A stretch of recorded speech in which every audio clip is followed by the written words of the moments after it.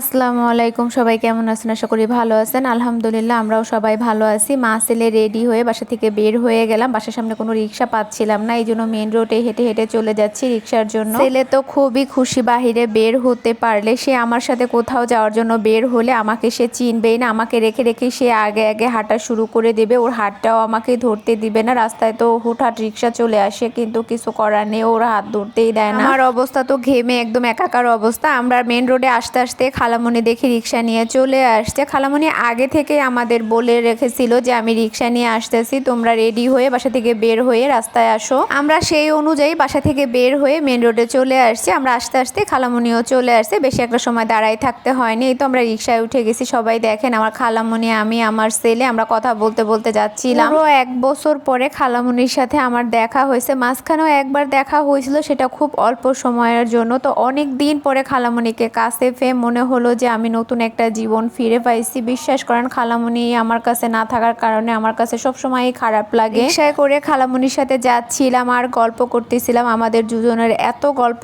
জমে আছে, পুরো রাস্তায় আমাদের শেষ হয়ে যাবে, তবু গল্প শেষ হবে না। কিন্তু যতটুকু সময়ে আমরা পাই না কেন, দুজনের কথা দুজনের কাছে শেয়ার করি, এইটাই আসলে ভালো লাগে। যদিও খালামণি খুব অল্প সময়ের জন্য আমার কাছে আসে, 2-1 দিনের মধ্যে আবার চলে যাবে। এই সময়টুকুই হচ্ছে চাচ্ছিলাম খালামণির সাথে কাটানোর জন্য। আর কবে আবার দেখা হয় কিনা তাও জানি না। তো আমরা কথা বলতে বলতে আমাদের গন্তব্যস্থানে চলে আসছি। রিক্সা থেকে নেমে যাওয়ার পর খালামণি বলতেছে তুমি দাঁড়াও, আমি ভাড়াটা দিয়ে দেই। এই জন্য খালামণি হচ্ছে ভাড়াটা দিচ্ছিল। আর আমরা হচ্ছে আজকে আসছি নিউ মার্কেটে, কিছু টুকিটাকি কেনাকাটার দরকার ছিল। মূলত আমার না, খালামণি আর কি কেনাকাটা করতে আসছিল, ওই সাথে সাথে আমিও আসছি। এই মুহূর্তে আমার তেমন কোনো কিছু কেনাকাটার ইচ্ছা ছিল না, আরো কয়দিন পরেই ছিল বা কয়দিন পরেই কিনবো। এখন মূলত তেমন কিছুই কিনবো না। খালামণির সাথে যেহেতু আসছি, প্রয়োজনীয় কিছু জিনিস নিয়ে নিব। আর আমার ছেলের কিছু গরমের কাপড় চোপড়ের দরকার, কারণ যে পরিমাণ গরম পড়ছে, সবসময় গেঞ্জি পরাই রাখা যায় না, ও ঘেমে একদম ভিজে যায়। এই জন্য ভাবতেছি ওর জন্য কিছু ফতুয়া কিনে নিয়ে যাব। মূলত এই জন্যই আরো আশা, খালামণির সাথে ঘোরাও হয়ে যাবে আর আমার প্রয়োজনীয় কাজগুলো শেষ হয়ে যাবে। তো আমার ছেলেকে নিয়ে তো আর এই গরমের ভিতরে পুরো মার্কেটটা ঘোরা যাবে না। এই জন্যই আপনাদের ভাইয়াকে আমি বাসায় থাকতে বলে রাখছিলাম যে মার্কেটে গেলে তোমার কাছে ওকে রেখে তারপর হচ্ছে আমরা মার্কেটিং করতে যাবো। বলছে ঠিক আছে তুমি রেখে আসো, কারণ ও অতটা হাঁটাহাঁটিও করতে পারবে না আর মার্কেটের ভিতরে প্রচুর পরিমাণে গরম। এই জন্য আমি চলে আসছি আপনাদের ভাইয়ার দোকানে। এসে দেখি আপনাদের ভাইয়া নাই, শুধু ভাইগনা আছে। ভাইগনার সাথে কথা বলতে বলতে আপনাদের ভাইয়া চলে আসছিল। তো ওইখানে আমার ছেলেকে রেখে তারপর হচ্ছে আমি আর খালামণি মিলে মার্কেট থেকে বের হয়ে যাচ্ছি। নিউ মার্কেটে অলরেডি আঙ্কেল এসে দাঁড়িয়ে রয়েছে। আমরা তো নিউ সুপারে ছিলাম এতক্ষণ। নিউ মার্কেট আর নিউ সুপার তো একটা মার্কেটই, জাস্টের মাঝখান দিয়ে একটা দেয়াল। তো আমরা নিউ সুপারের থেকে বের হয়ে নিউ মার্কেটের ভিতরে ঢুকেই দেখি আঙ্কেল অলরেডি আমাদের জন্য দাঁড়ায় রয়েছে।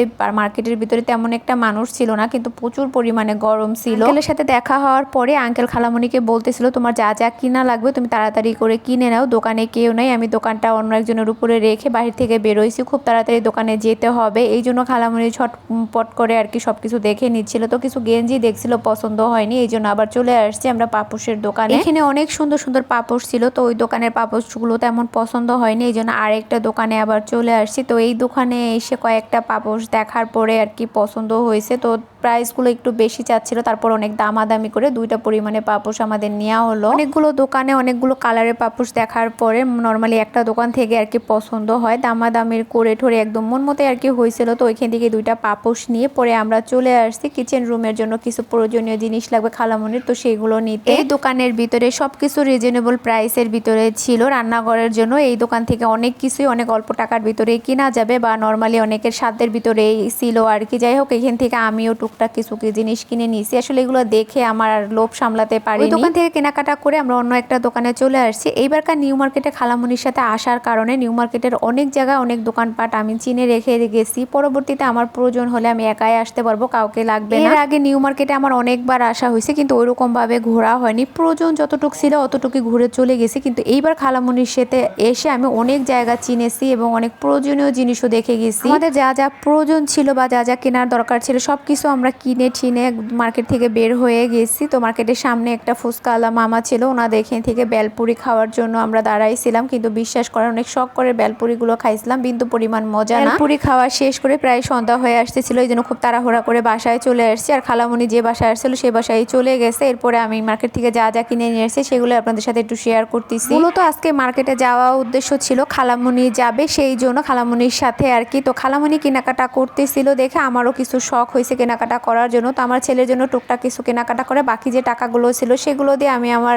রান্নাঘরের জন্য কিছু টুকিটাকি জিনিস কিনে নিয়ে আসছি। আমার রান্নাঘরের জন্য অনেক কিছুরই প্রয়োজন, তাছাড়া নতুন বাসায় যাচ্ছি, নতুন রান্নাঘরের জন্য আরও অনেক কিছু কিনতে হবে। তো একবারে তো আর কেনা সম্ভব না, এই জন্য আমি টুকটাক করে একটা একটা করে কিনে নিচ্ছিলাম আর কি। আরও অনেক কিছু পছন্দ হয়েছে বা কেনার দরকার ছিল, কিন্তু সেইগুলো আজকে আর আমার সম্ভব হয়নি, এই জন্য আমি আনিনি। জায়গাগুলো চিনে রেখে আসছি, পরবর্তীতে একসময় যেয়ে নিয়ে আসবো। তো এখানে আমি জুতা নিয়ে আসছিলাম 2 জোড়া, একটা সবসময় পরার জন্য আর এইটা একটু কোথাও যাওয়া আসার পরার জন্য। এই ছিল আমার টুকিটাকি মার্কেটিং। কেমন লাগলো সবাই কমেন্টে জানাবেন। ভালো থাকবেন, আল্লাহ হাফেজ।